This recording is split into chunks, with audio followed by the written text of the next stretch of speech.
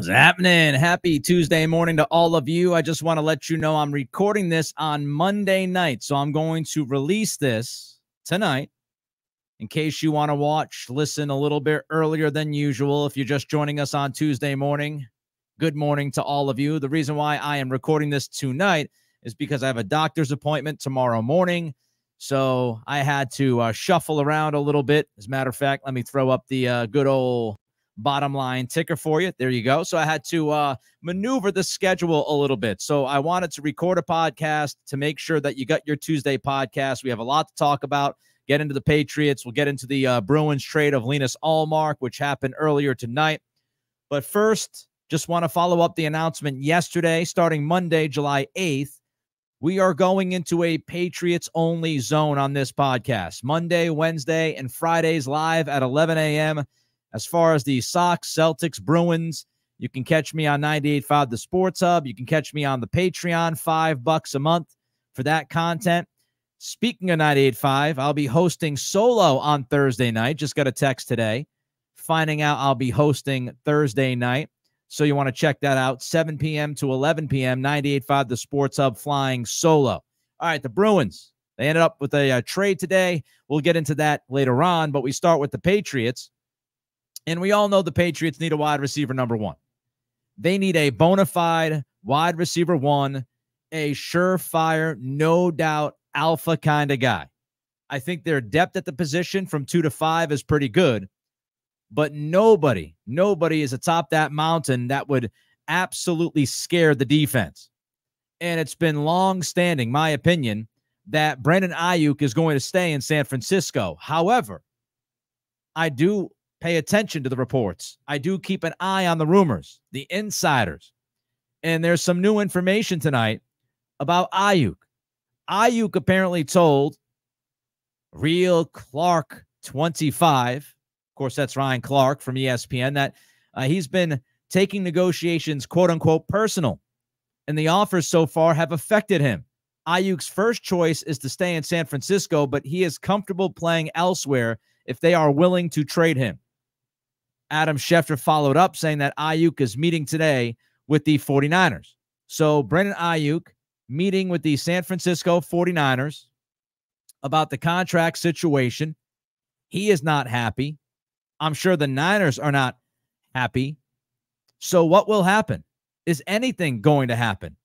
Could this push the 49ers into making some kind of move, making a trade that just a week or two ago they thought they would not make? Because to me, when I read this stuff and I hear this stuff, it feels like it is poop or get off the pot time for everybody involved. This was a poop or get off that pot kind of meeting. Aiyuk is tired of the negotiations. They have frustrated him. He might be borderline infuriated by what's going on. The Niners, they're probably not having any kind of issue, because if you know anything about the Niners, with John Lynch having a big role in these negotiations, they don't mind taking their time. It has been often that the Niners kind of push negotiations. They did this with Deebo Samuel. They did this with Bosa. They might do it with Brock Purdy. So this is John Lynch's calling card.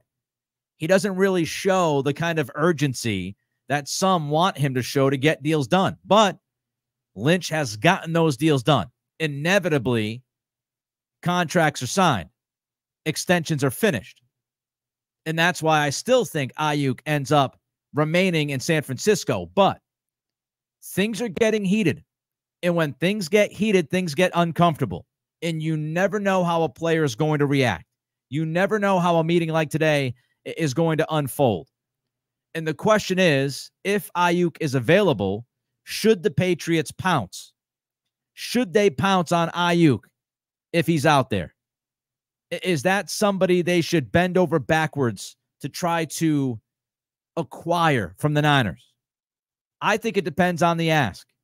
I would not deal next year's first-round pick for Aiyuk. And I know some people might disagree with that, and that's fine. We can agree to disagree, as I love to say. It's fine. Disagree with me. But the Patriots, their pick might be a top, 5 pick? Might be a top 7 pick. Some people will tell you, and we'll talk about this in a little bit, that the Patriots could be one of the three worst teams in football this year. Vegas is telling you that they're at the bottom of the league or near the bottom. Some experts and pundits think it's going to be a very, very tough season. So would you deal if you think that there's a decent chance that the Patriots end up in the bottom 5 or 6 of the league? Would you be willing to trade a top 5 to 7 pick in next year's draft for Brandon Aiyuk? I would not. I think that price is too heavy. If we're talking about a pick that could be anywhere from 10, 11 to 15, 16, middle of the first round, now we can have a conversation. But a top 5, 6, 7 pick for a wide receiver as good as Aiyuk is, that's a bit too pricey for me. Giving up a top 5, 6, 7 pick and giving him the contract that he wants, that's a lot. That is a lot. And I don't know how many teams would be willing to trade a pick that could end up being in the top 5 of the draft next year. I don't know how many teams would be willing to trade that kind of pick for Aiyuk. That's a huge swing. And I don't think the Patriots are in a position to make that kind of huge swing for a player, unless you're talking about an all-world quarterback who's young, still growing. You know, if you're a team that's in the bottom 5 or projected to be in the bottom 5, if we're talking about that kind of team looking to acquire a top-notch quarterback, that's a different conversation. But a team coming off of 4 wins, many projecting to be in the bottom 5 of the league this year, giving up a top 5 pick for a receiver just doesn't seem right to me. Doesn't make the sense that it would need to make. The Patriots, they might need a franchise left tackle next year, for example. I mean, what happens if you end up trading a pick and that pick ends up being in the top 5 or 6, and all of a sudden next year you get to the draft and you have Brandon Aiyuk, and yeah, he's helping you, but what happens if your offensive line was undone by a terrible showing from Chuks Okorafor? What if you want to draft that left tackle who could be your guy for the next 10, 12, 15 years? What if you think you can hold on to that top 5 pick and maybe trade it in next year's draft and get more than just Brandon Aiyuk for that kind of pick? What if you could trade the 5 pick for a wide receiver and a pick in next year's draft? You don't know. To give away that kind of an asset or that kind of possible asset for somebody who is not generational, that's a big, big ask. And we talk about all the time on this podcast. I talk about it on 98.5, the depth of the wide receiver position.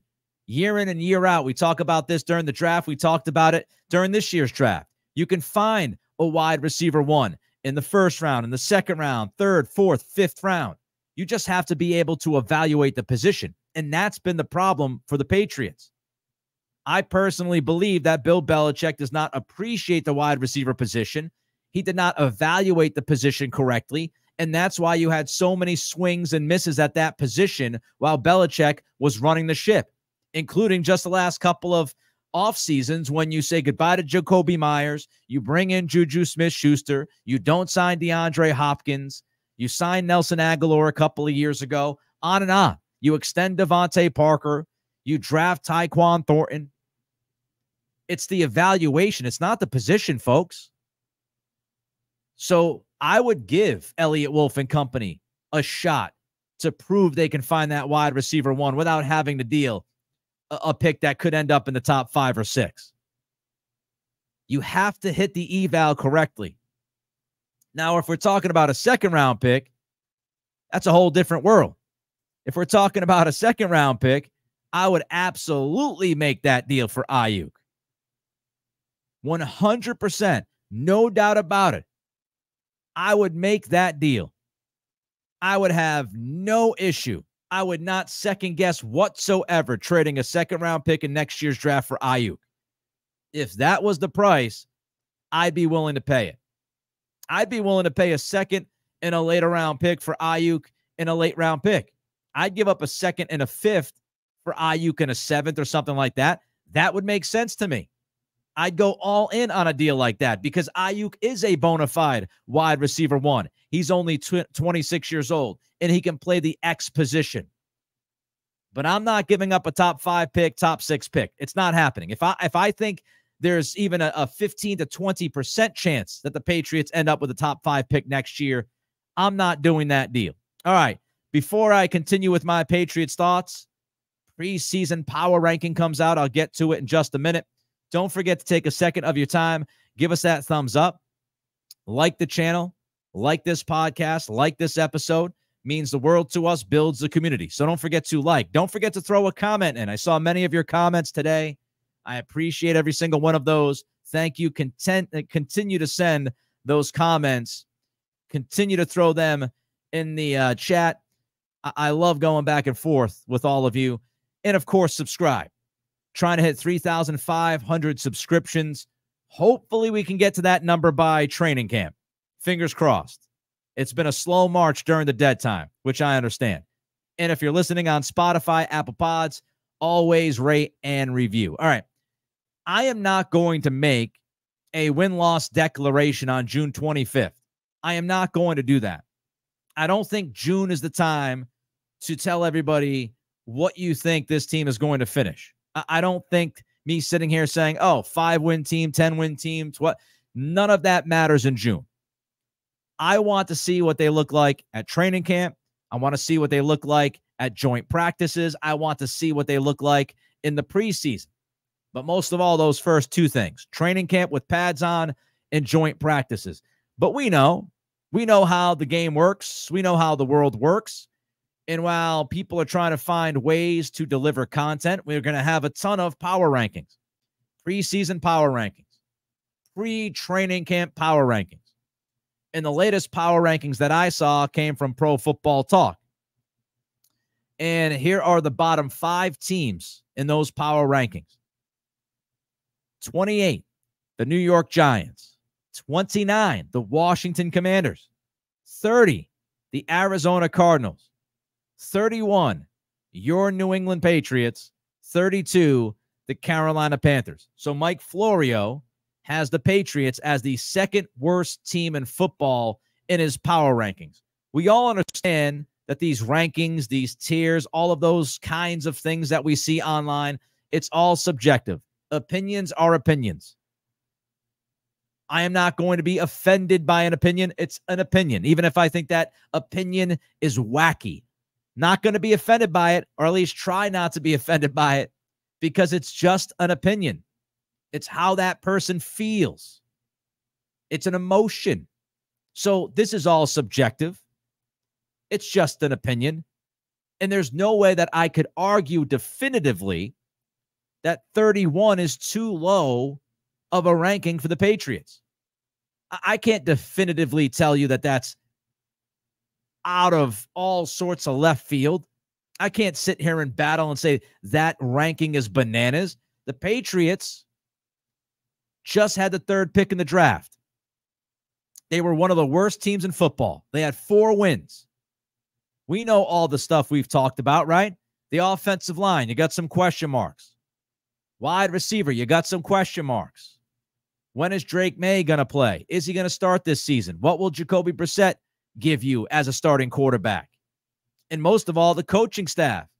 What's the coaching staff going to look like? We know what it looks like. How is it going to perform? That's a better question.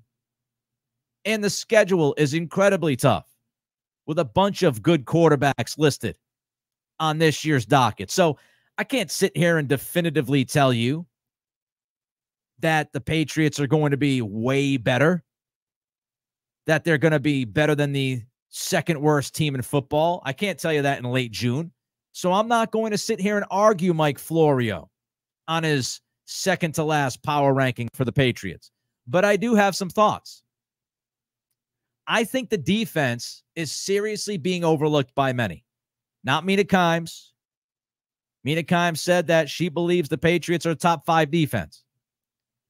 But a lot of people are overlooking the defense. And this kind of falls into my argument before the NBA Finals. Everybody talks about best player this, best player that. The context is missing a lot of times when the best player is debated. because most of the time, the best player, quote unquote, means the best offensive player. Playing defense is overlooked by so many pundits when they talk about any sport, especially basketball. It's Luka Doncic is one of the top 2 or 3 players in the world. Okay, offensively, but he's not very good, if good at all, defensively. So how much does that weigh into your evaluation of the player? And when we look at football teams, we can say the same thing. We all love offense, or most of us do. Most of us love scoring football back and forth down the field. Give me a 45-42 game instead of a 13-10 game. 13-10 game is like back in the 60s. Screw that. I want offense. I want my fantasy football team to score. I can't get enough touchdowns. I can't get enough yards. I can't get enough points. I can't get enough quarterback play. We all love the offense, or at least most of us do. And so when these pundits, these writers, these experts, whatever, whoever it is, podcasters like this schmuck talking into a microphone right now, a lot of people in the business, they're so focused on offense, as if there's only one phase of football. They're so tunnel vision. They're so focused on offense that they almost never even contemplate what that team is capable of doing defensively.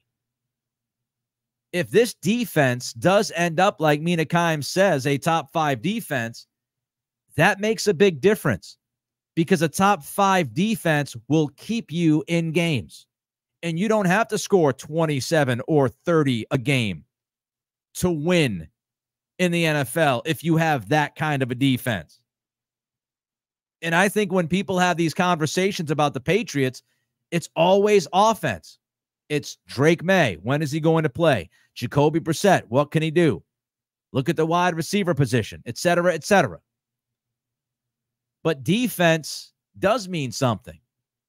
And I'm not going to overlook this defense. I think this defense could be damn good in 2024. And if you keep enough games tight, things can happen.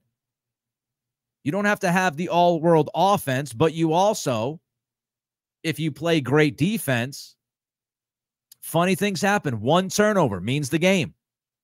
2 turnovers, you could win by 7 to 10 points, a game that you should have lost. So do not overlook the defense. And I feel like when we have these conversations, especially about the Patriots and where they stack up with the rest of the league, a lot of people will sit there and they'll tell you, oh, well, offense. Well, if we're looking at offense, would you be that much more confident in the Commanders' offense? Because, yeah, they have Jaden Daniels, and they have a better wide receiver room. But you could question their coaching. We don't know if Daniels is going to be ready right away. What is that defense going to look like with the new regime, new coaching staff, new approach? The Giants, are you sold on Daniel Jones Jr. coming off of a major injury? Are you sold on that guy being somebody, different? Do you believe in Daniel Jones? Because if you do, all right. Congratulations. Because I do not. Everybody went bananas about Jones and what he did in 2022 because he threw 15 freaking touchdowns. Relatively speaking, I guess he was really good if you compared him to the prior Jones. But we can sit there and we can poke holes in all sorts of offenses. We can ask many questions about the quarterbacks. Don't overlook the defense. Speaking of quarterbacks, I do think Jacoby Brissett is catching some strays. I'm not sitting here telling you that Brissett is a great quarterback. I'm not telling you that he's a top 15 guy. No. But could I argue that Brissett is more in the range of 20 to 23 when we look at NFL quarterbacks? 20 to 25? Absolutely. I could argue that. You look back at the numbers that he had with Alex Van Pelt back in 2022. I could argue that Jacoby Brissett is somewhere hovering around 20, 21, 22 when you rank NFL quarterbacks. That would not be an outrageous take. He ain't top 15. He ain't close to top 10. And I don't think there's any world where he ends up in the top 5. I don't think that's even possible remotely. But could I sit here and name 5 quarterbacks that have more questions than Brissett that are starting this year? Yes, I absolutely could. I absolutely could give you at least 5 quarterback names that make you kind of shrug. You don't know what's going to happen. So I think people that they're disrespecting Brissett. I think a lot of people see him as somebody who is not worthy of starting in the NFL. I think he's better than at least a few NFL quarterbacks right now that are starting. So I think people are overlooking Brissett and how he's done when he's been given opportunities. And I'm trying to keep it as objective as I can. I'm not sitting here telling you he's going to be all world. But there are quarterbacks. Is Bryce Young going to bounce back for Carolina? That's a question mark, right? We don't know. Denver's quarterback situation. How do you feel about that? I mean, there are questions, folks. There are questions. The Raiders? Do the Raiders have you excited in any kind of way with that quarterback situation? You know, do you believe that the Raiders are going to be great with Gardner Minshew or Aiden O'Connell? It's a question. So there are Vikings with J.J. McCarthy. Is McCarthy going to be ready and better? We mentioned Jones. Is Jones going to be any better? So there are questions. Is Will Levis better than Jacoby Brissett? I mean, there's at least a debate there. And I think I just named at least 4 or 5 guys. So I do think people are just kind of dismissing Jacoby Brissett as a bum, bottom of the league quarterback. I think he could be better than some believe that he is.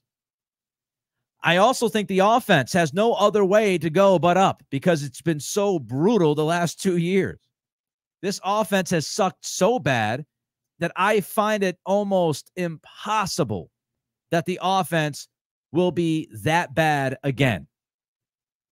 As chance would have it, as just, you know, when you look at the odds of an offense being that bad 3 years in a row, find it difficult to believe.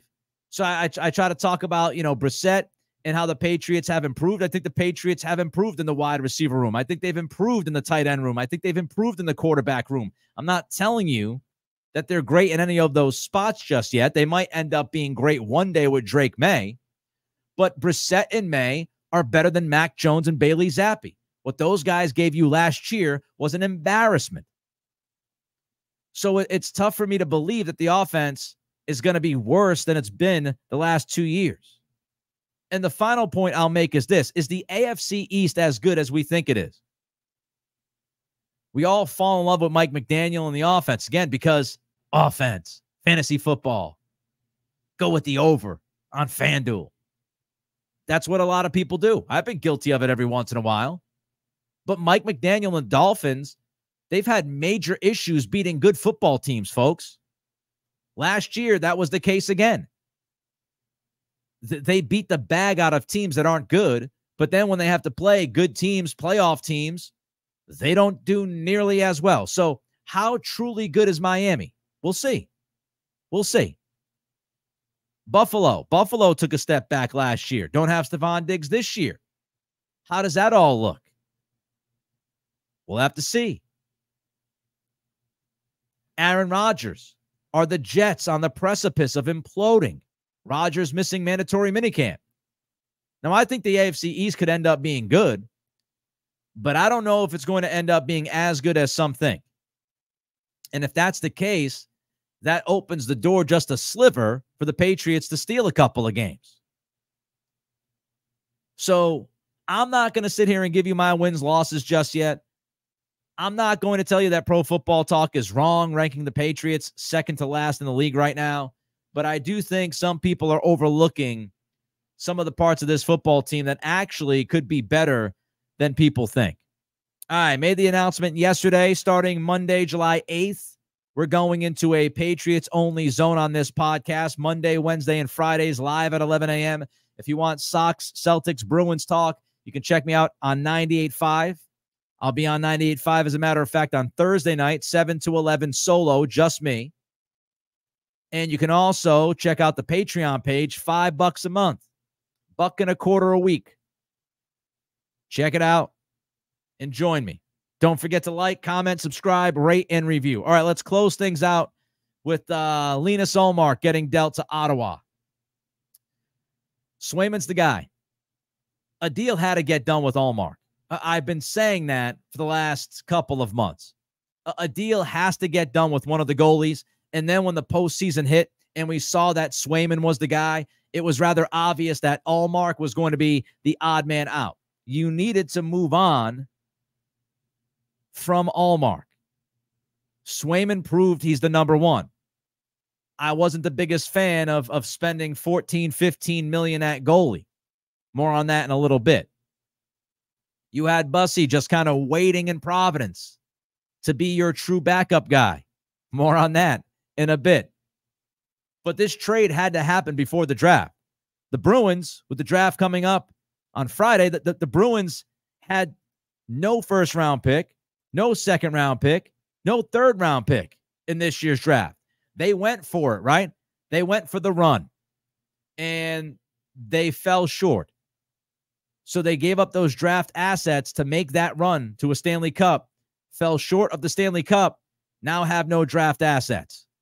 So they needed to pull off a deal before the draft to try to land a pick in the second, third round, preferably the first round. More on that in a minute.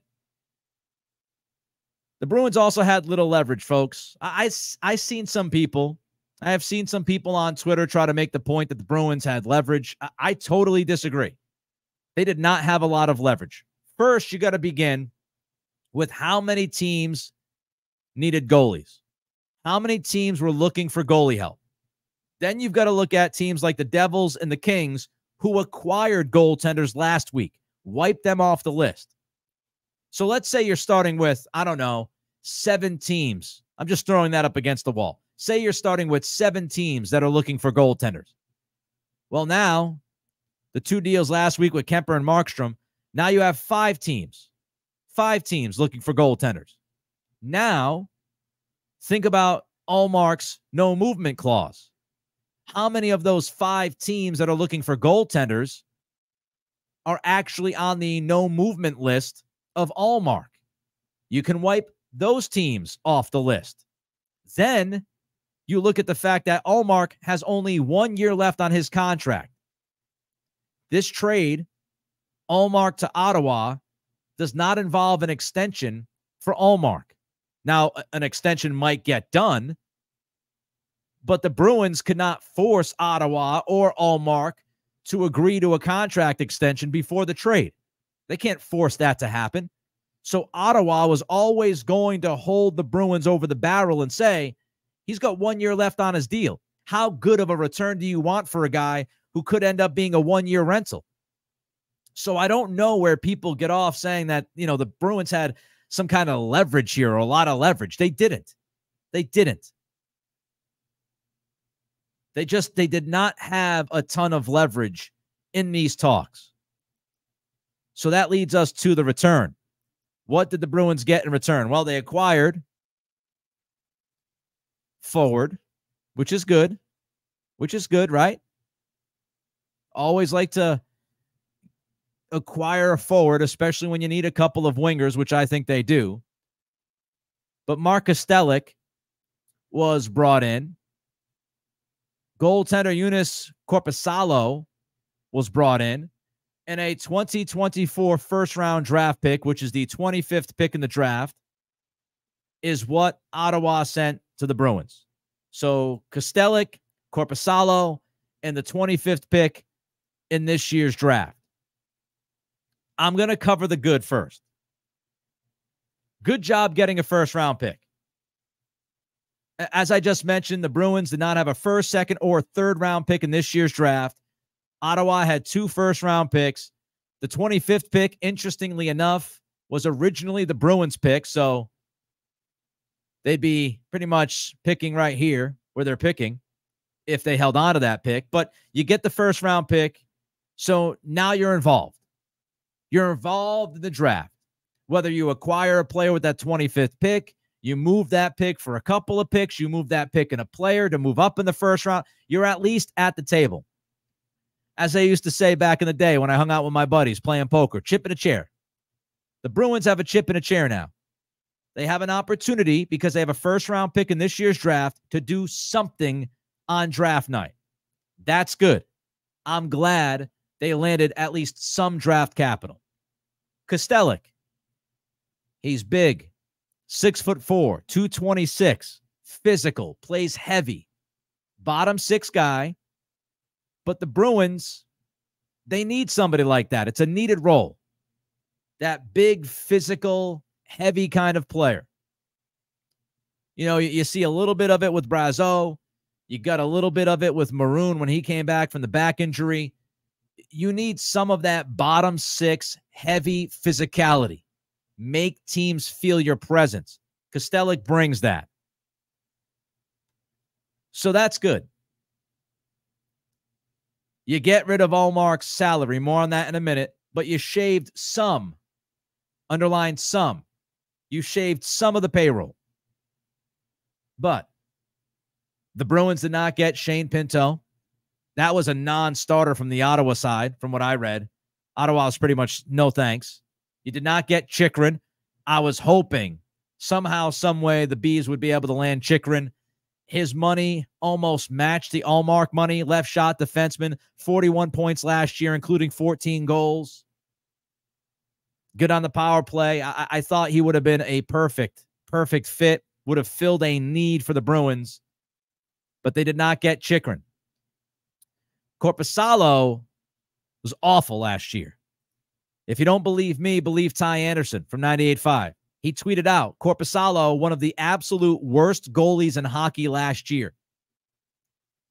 And even worse, he's entering into the second year of a 4-year deal that came with a $4 million cap hit. It's now $3 million.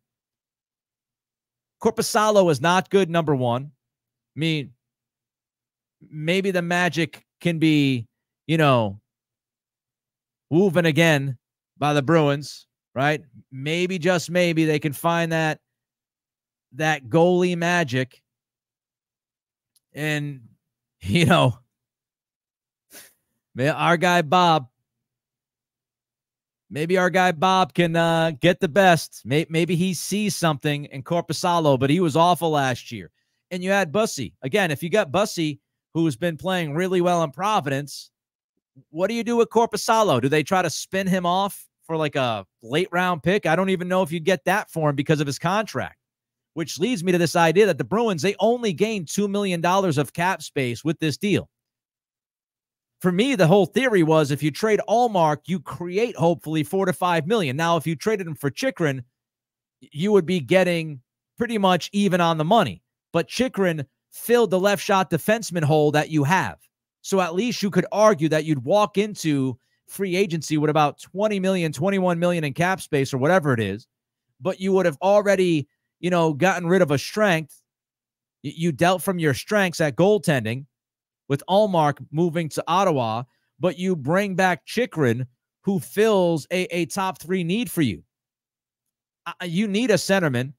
You need at least one scoring wing, probably 2, and you need a left shot defenseman. So, yeah, you would not have gained the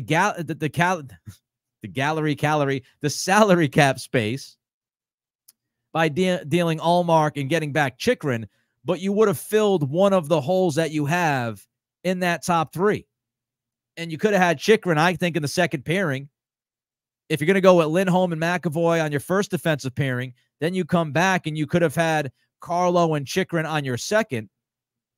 You've got Lowry on the left side in your third. So it all kind of would have fit really well, but they didn't. So the idea of if you didn't get Chychrun, but you also don't clear a ton of cap space. I guess you get the $2 million, which is better than nothing. And you do get the first-round pick, and you get a bottom 6 heavy physical forward. So I don't think it's an exciting return. I don't think it's a great return, but I also don't think it's an awful return given the circumstances that we discussed, the lack of leverage that the Bruins had heading into these talks. That no movement clause was a killer. The 1 year left on the deal was a killer. I wonder if the Bruins, if they had to do it all over again, they would have tried to trade Ullmark last offseason. I know they tried to trade him at the deadline, and he said thanks, but no thanks to reportedly the Kings. But you do wonder if Sweeney, if he had to do it all over again, would he have dealt Ullmark last offseason when he had 2 years left on the deal and would have got a much better return? Of course, hindsight's 2020. You didn't know Swayman was going to play as well as he did this year. You didn't know he was going to be as good as he was in the postseason. So that obviously helps change the math. So not a great return, but I don't think it's an awful return. You got an NHL player back who's going to fill a role. You got a first-round pick, and you clear $2 million in space. Fascinated to see what happens with Korpisalo. Again, maybe goalie Bob has a plan. Maybe he can get the best out of him. We'll see. He's done some great things, as we know. So maybe he'll get more out of him. But Ullmark is gone. No more goalie hugs. R.I.P. to goalie hugs. Hell of a run. Hell of a run by Ullmark. He was terrific here. Not so much in the postseason. But he was terrific. Vezina, during the regular seasons, he was just absolute nails for the most part. But it never made any sense to walk into this upcoming season with both goaltenders on the payroll. Just didn't make sense. So hopefully they make the most out of the 25th pick. Hopefully Kostelic is a guy who's going to play a bunch of games for you over the next year or two. Hopefully you make the most out of that $2 million in cap space that you clear out. And hey, maybe the Korpisalo is like a lottery ticket. Maybe you scratch and win. All right, that'll do it. Hopefully you all enjoyed this podcast. We'll be back tomorrow at 11 a.m. Don't forget to like, comment, and subscribe. Again, back Wednesday at 11 a.m. if you're watching this on Monday night. Back on Wednesday at 11 a.m. if you're watching this on Tuesday. Back tomorrow at 11 a.m. Like, comment, subscribe, rate, and review. Appreciate all of you for joining me on this podcast. Of course, this has been the Nick Cattle Show.